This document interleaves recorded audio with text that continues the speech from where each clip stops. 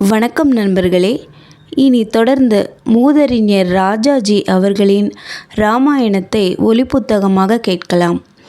ஒரு நாள் காலை வால்மீகி ரிஷியின் ஆசிரமத்திற்கு நாரத முனிவர் வந்தார். வால்மீகி ரிஷி அவரை உபசரித்து வணங்கி, சகலமும் தெரிந்த நாரதரே, இந்த உலகத்தில் வீரர்களுக்குள் எல்லாம் நற்குணங்களும் அறிவும் பெற்ற உத்தம புருஷர் யார் என்று கேட்டார். எதற்காக வால்மீகி ரிஷி இதை கேட்கிறார் என்று ஞான திருஷ்டியால் நாரதர் தெரிந்து கொண்டு, சூரிய வம்சத்தில் பிறந்த ராமன் அயோத்தியில் அரசு புரிந்து வருகிறான். நீர் கேட்கும் உத்தம வீரன் அவன்தான் என்றார். இப்படி சொல்லிவிட்டு ராமச்சரிதத்தை சுருக்கமாகவும் விளக்கிச் சொன்னார். இதை கேட்ட வால்மீகி ரிஷி மிகவும் மகிழ்ச்சி அடைந்தார். நாரதர் விடைபெற்று சென்ற பிறகு அதை பற்றியே தியானித்து கொண்டிருந்தார். பிறகு நதிக்கரைக்கு போனார். குளிப்பதற்காக முனிவர் இடம் பார்த்து ஆற்றங்கரையில் உலாவிக் கொண்டிருந்த சமயம், மரக்கிளையில் ஆணும் பெண்ணுமாக விளையாடி கொண்டிருந்த 2 கிரௌஞ்ச பட்சிகளுக்குள் ஒன்று எங்கேயோ நின்ற வேடன் எய்த அம்பு பட்டு கீழே விழுந்தது. பெண் பறவை தன் காதலன் திடீரென்று அடிபட்டு கீழே விழுந்து புரள்வதை பார்த்து கதறி கதறி அழுதது. இந்த நிகழ்ச்சியை கண்ட ரிஷி, அடே பாபி, இப்படி செய்தாயே, நீ எவ்வளவு நாள் வாழ்ந்தாலும் இருக்க இடமின்றி அலையக் கடவாய் என்று தன்னையும் அறியாமல் வேடனை சபித்து விட்டார். அடுத்த கணம் இப்படி ஏன் செய்தேன் என்று எண்ணி எண்ணி வருத்தப்பட்டார். வேடனை நான் ஏன் சபித்தேன்? எனக்கென்ன உரிமை இதற்கு? கோபாவேசத்துக்கு இடம் தந்து விட்டேனே என்று துக்கப்பட்டார். ரிஷியின் வாயினின்று வெளிப்பட்ட சாப மொழிகள் ஒரு அற்புத நாதத்தோடும் சந்தத்தோடும் அவருடைய காதிலேயே தொனித்தன. அதை கண்டு ரிஷியானவர் வியப்பு அடைந்தார். பறவைகளின் துக்கத்தை கண்டு தம் உள்ளத்தில் உதித்த கருணையும் அடங்காத மனக்கலக்கமும் சாப உருவம் கொண்டு தம்மை அறியாமல் ஒரு அருமையான பாட்டாக அமைந்து விட்டதைக் கண்டு பேராச்சரியம் கொண்டார். இது எனக்கு விளங்காத ஆண்டவன் திருவிளையாடல் என்று எண்ணி தியானத்தில் அமர்ந்தார். இந்நிலையில் சாட்சாத் நான்முக கடவுளே பிரத்யட்சமாக வந்து, ரிஷி சிரேஷ்டரை, திகைக்காதீர். ராமச்சரிதத்தை எழுதும் முறையை உமக்கு காட்டவே இந்த நிகழ்ச்சி நடந்தது. சோகத்திலிருந்து தோன்றிய ஸ்லோகத்தையே வைத்து ரகுநாதரின் கதையை பாடி உலகத்திற்கு உதவும் திறமையை உமக்கு வரமாக தந்தேன் என்று சொல்லி மறைந்தார். அதன்மேல் வேடனை கோபித்து சொன்ன சாப மொழிகளை திரும்ப திரும்ப ரிஷியும் சீடர்களுமாக பாடி பாடி அந்த செய்யுள் வடிவத்தை மனத்தில் அமைத்து கொண்டார்கள்.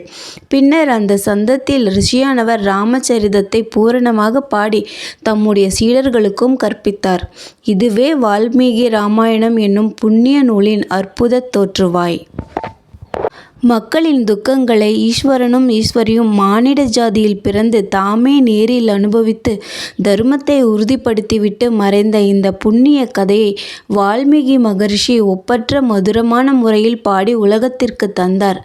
பூமியில் மலைகளும் ஆறுகளும் உள்ளவரையில் இந்த இராமாயணம் மக்களிடையே வழங்கும் எல்லா பாபங்களினின்றும் விடுதலை தரும் என்று நான்முகன் ஆசீர்வதித்து சொன்னது பொய்யாகாது. கோசல தேசமானது கங்கைக்கு வடக்கே சரையு நதி பாய்ந்து செழிப்புற்று விசாலமான தேசம். அந்த நாட்டின் தலைநகரம் அயோத்தி. மனு என்னும் புகழ்பெற்ற சூரியகுல அரசனால் நிர்மாணிக்கப்பட்ட நகரம். மிக்க அழகும் புகழும் பெற்ற நகரம். வால்மீகி வர்ணித்திருந்ததை படித்தால் தற்கால ராஜதானி நகரங்களுக்கு எந்த விதத்திலும் அயோத்தி குறைந்ததாக தோன்றவில்லை.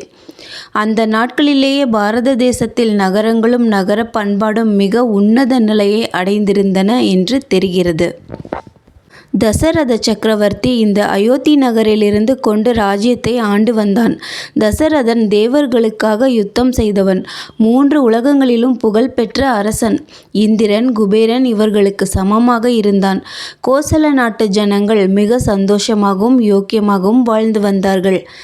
எண்ணிறந்த வீரர்களடங்கிய பெருஞ்சேனை ராஜ்யத்தை நன்றாக பாதுகாத்து வந்தது. சத்ருக்கள் கிட்ட நெருங்க முடியாத நிலையில் தசரதன் அயோத்தி நகரத்தை பாதுகாத்து வந்தான்.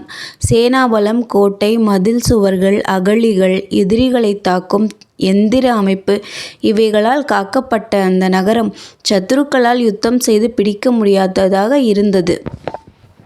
ஆனபடியால் அந்த நகரத்திற்கு அயோத்தி என்று பெயர். யுத்தத்தால் பிடிக்க முடியாத என்று பொருள் அதற்கு.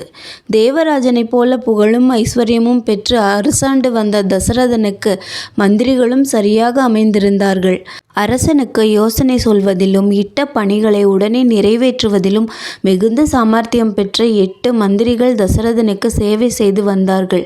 தர்மோபதேசம் செய்வதற்கு, பூஜை, வேள்வி சடங்குகள் முதலிய காரியங்களை நடத்துவதற்கு வசிஷ்டர், வாமதேவர் முதலிய ரிஷிகளும் வேறு சிறந்த பிராமணர்களும் அரசன் பக்கத்தில் வந்தார்கள்.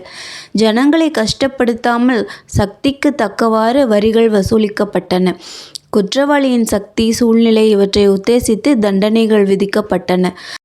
ஆலோசனை சொல்லுவதில் நிபுணர்களும் ராஜ்ய காரியங்களில் சமர்த்தர்களுமான மந்திரிகளாலும் அதிகாரிகளாலும் சூழப்பட்டு ஆட்சி புரிந்த தசரதன் உதயசூரியன் ஜொலிப்பதைப் போல ஜொலித்தான்.